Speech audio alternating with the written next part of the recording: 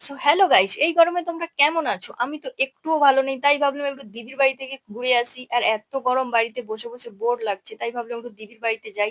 আর দেখো আমি আর বোন রেডি হয়ে গেছি ছাতা মাথায় দিয়ে। আর ৭টা বেজেছে, এত রোদ।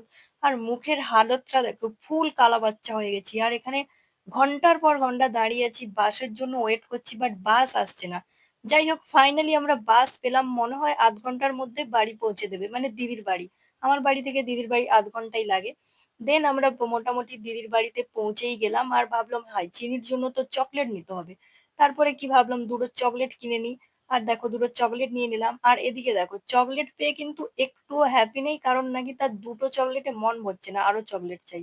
আর আমার মুখের অবস্থা তো মোটামুটি ঠিকই আছে। আর এদিকে দেখো বর্ণালী খেতে বসে কি ভাবছে কি জানি। আমিও ভাবলাম যাই হোক খাওয়াটা সেরে ফেলি। আর দেখো মুখের হালতটা মোটামুটি তো ঠিকই আছে।